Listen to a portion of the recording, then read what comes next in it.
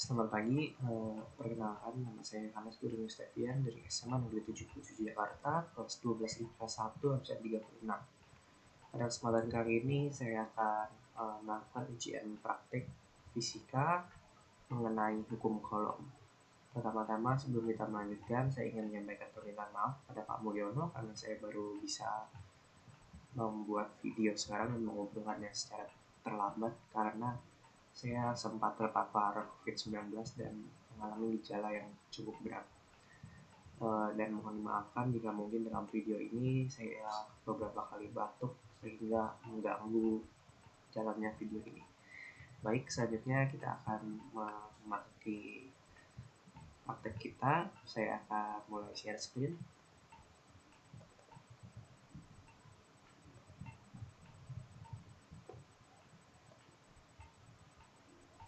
Oke, ujian praktek fisika judul hukum kolom. Tujuannya ada dua. Yang pertama mengetahui bahwa besar muatan dan jarak antar muatan itu mempengaruhi gaya kolom.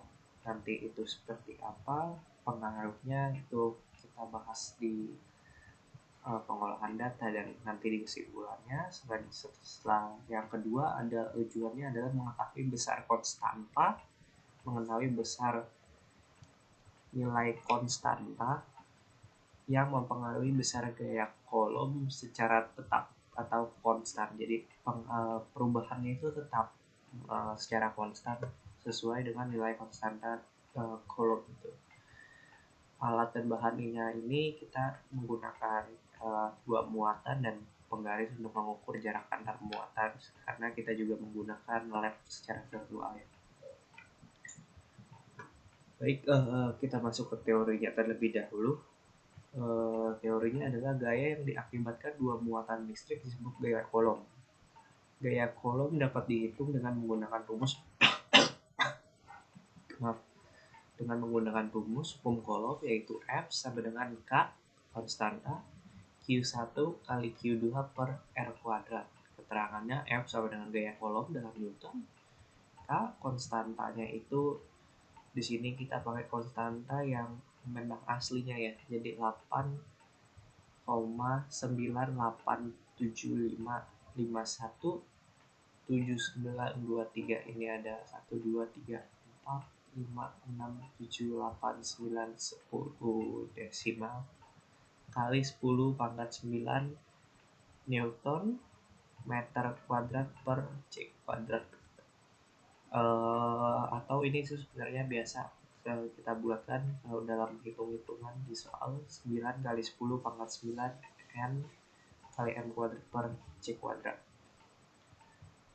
Q1 itu muatan 1 yang ada di kiri besarnya kolom, dan Q2 itu muatan 2 itu di sebelah kanan muatannya juga satuannya kolom. Lalu R adalah jarak antar muatan dalam meter. Dari rumus ini kita bisa mengetahui bahwa gaya kolom berbanding lurus dengan besar muatan karena sama-sama di atas, dan berbanding terbalik dengan kuadrat jaraknya. Berbanding terbalik R kuadrat di bawah.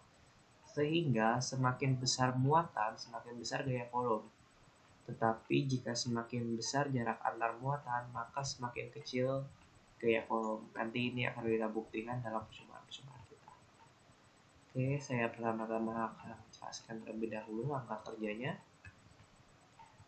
Ada dua eksperimen. Eksperimen pertama ini kita berdasarkan besar muatan terlebih dahulu karena tadi mempengaruhi ada dua, besar muatan dan jarak. Yang pertama mengenai besar muatan terlebih dahulu. Jadi buka lab virtual Pet Colorado dan pilih makro setnya. Kedua, tempatkan muatan di kiri pada skala 0 dan muatan kanan pada jarak tertentu minimal 2 cm. Lalu catat muatan kiri, jaraknya, muatan kanan, besar gaya. Nah, yang jadi beda ini di sini yang perlu diperhatikan yaitu di nomor 3 adalah ubah muatan kanan Q dan catat besar F setiap perubahan. Jadi yang diubah adalah besar muatan, sementara jarak tidak kita ubah nanti. Kemudian buatlah grafik Q sebagai X, F sebagai Y, tentukan kesamaan regresi, tentukan kesimpulan, dan hitung konstanta nilainya K sama dengan gradien R kuadrat per Q.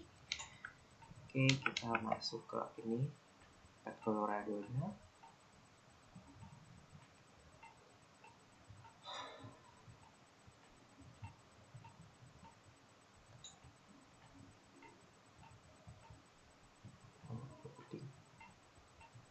Macro scale, kiri di 0, kemudian jarak muatan kanan 2 cm. Nah, sebelumnya saya sebenarnya sudah melakukan percobaan dan sudah saya punya datanya di sini. Jadi ini untuk eksperimen 1. Di kiri itu saya gunakan 5 mikrokolom. Kemudian yang di kanan jaraknya 2 cm, 0,02 meter di sini ya. Dan Q kecil muatan di kanan saya ubah dari min 5, bedanya 111 sampai 5. Jadi dari min 5 hasilnya 561,722 Newton.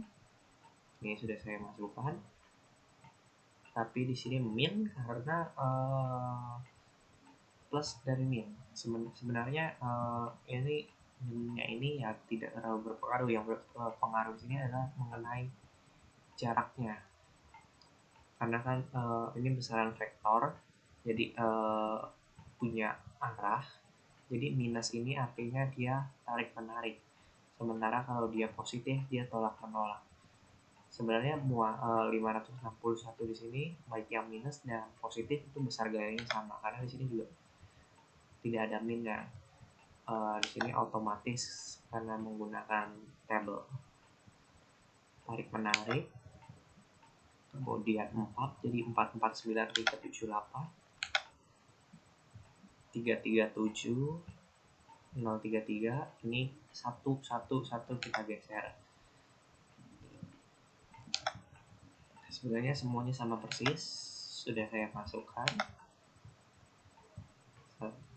Di sini kita bisa lihat semakin besar gaya, semakin besar F-nya. Semakin kita kecil kan, semakin kecil juga gayanya. Lalu kalau sampai 0, dia gayanya 0 netral. Sini netral. Lalu tadi kan minus, sekarang positif. Jika semakin besar, gayanya semakin besar juga. Tuh, makin besar, makin besar. Untuk nilainya sama, sudah saya masukkan ya. Jadi sekali lagi, minus positif tadi tidak mempengaruhi besar gaya, yang hanya mempengaruhi arahnya. Kalau positif dengan positif dia tolak menolak, ini merah-merah tolak menolak. Tadi jika positif dengan negatif, merah dengan biru, dia jadi tarik menarik. Sini sudah saya masukkan datanya sama persis. Nah,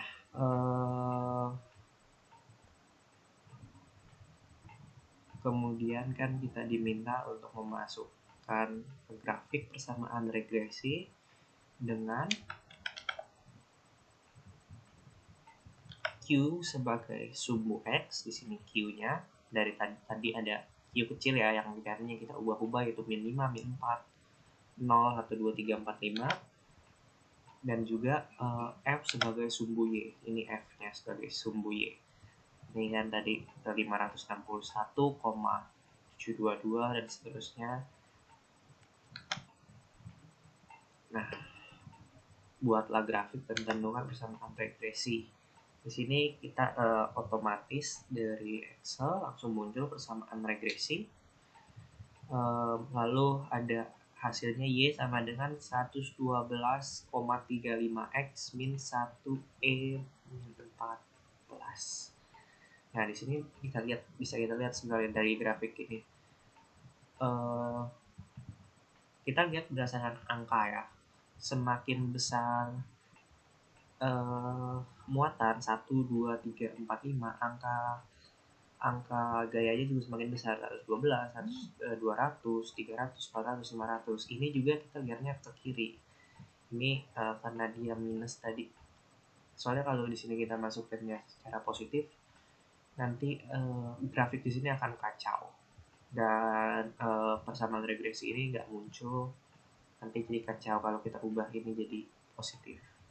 Tapi kita bisa lihat jika muatannya min 1, gayanya 100, muatannya min 2, gayanya 200, muatan min 3, gayanya 300, muatan min 4, gayanya 400, muatan min 5, gayanya 500. Jadi semakin besar muatan, semakin besar gaya kolom yang dihasilkan. Nah, ini kita nemu gradiennya 112,35. Kita masukkan ke rumus tadi. K sama dengan gradien kali C5 kali R kuadrat ya per B5 per Q yang di kiri. Hasilnya langsung ketemu 8,988. Ini sama dengan konstanta kolom 8,988 di sini. Jadi perubahannya ini tuh secara konstan nih, dari 561, 400 ini berubahnya secara konstan, semua secara konstan sebesar 8,988 n m kuadrat per c kuadrat. Jadi kita menemukan bahwa konstanta kolomnya itu benar, yaitu 8,988 di eksperimen pertama. Lalu kita lanjut ke eksperimen 2. Nah, eksperimen 2 itu mirip, yang perlu diperhatikan hanya di sini nih, yang di nomor 3, yaitu ubah jarak R dan catat besar F.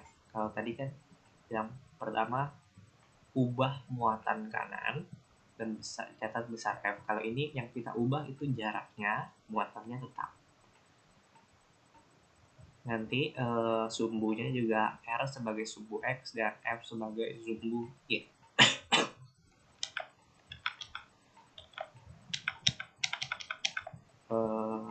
Di sini juga sebenarnya saya sudah melakukan eksperimennya terlebih dahulu.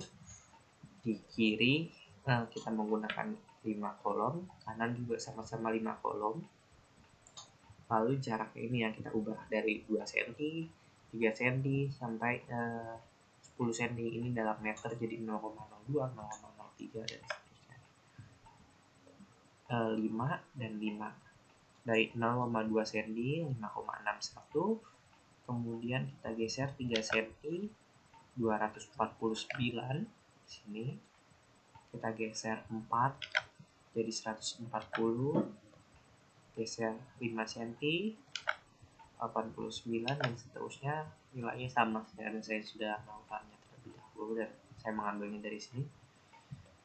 Di sini bisa kita lihat semakin dekat jarak antar muatan, gayanya semakin besar, tapi semakin jauh gayanya semakin kecil. Ketika 10 cm hanya 22 Newton, tapi kalau tadi 2 cm itu 500 Newton. Di sini karena saya menggunakan positif dengan positif, semuanya tolak menolak. Kemudian kita mengikuti ada tabel di LKS. Ini untuk R kuadrat saya sudah hitung menggunakan Excel. Ini R pangkat min 2 sudah saya hitung juga. Ini F pangkat min 1 seperti ini hasilnya, dan ini konstantanya. Kita ke persamaan regresi di grafik ini dulu.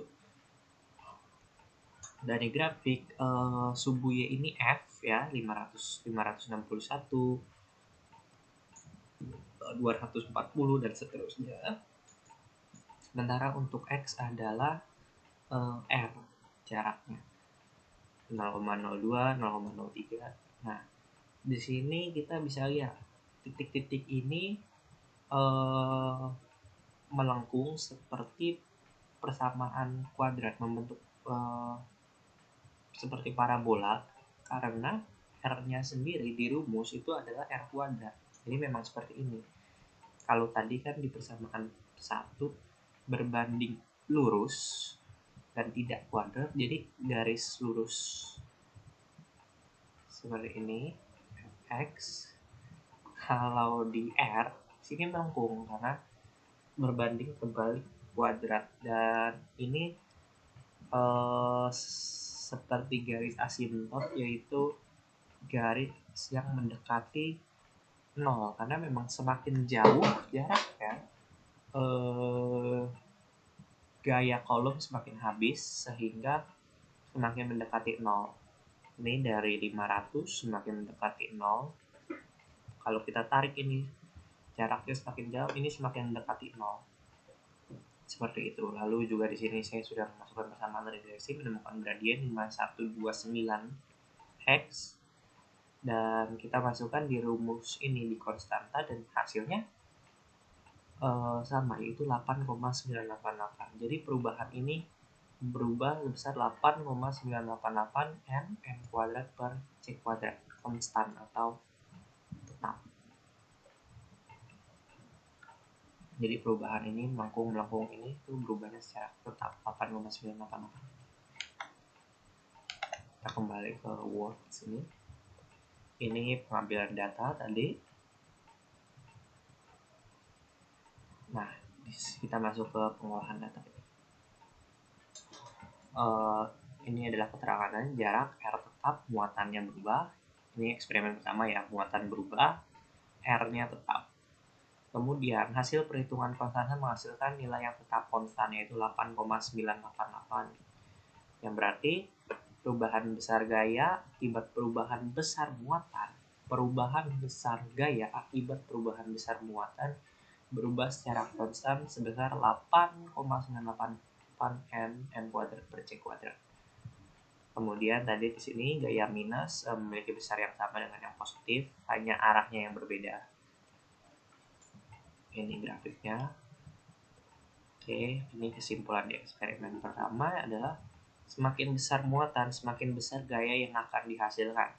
Hal ini membuktikan bahwa gaya kolom berbanding lurus dengan besar muatan. Muatan positif, negatif maupun positif tidak mempengaruhi besar gaya, hanya berpengaruh terhadap arah muatan tersebut, yaitu saling tarik-menarik atau tolak-menolak. Kemudian ini eksperimen 2, muatannya tetap,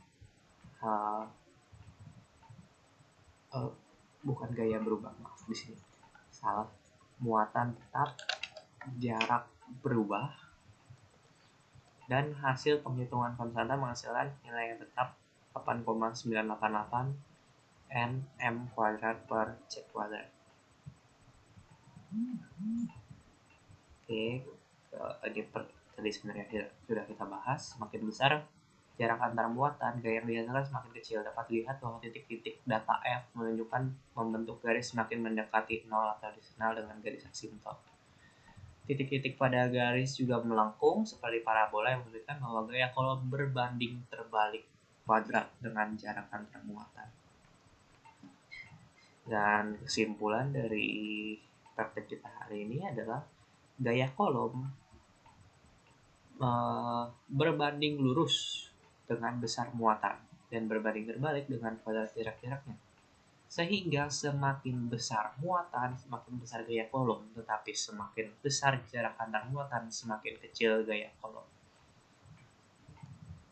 Jadi rumus yang sudah ada terbukti, dan perubahan besar gaya kolom akibat perubahan besar muatan maupun perubahan jarak muatan berubah secara konstan atau berubahnya secara tetap sebesar 8,988 n m kuadrat per c kuadrat, yang kemudian disebut dengan konstanta kolom atau kita kenal dengan itu.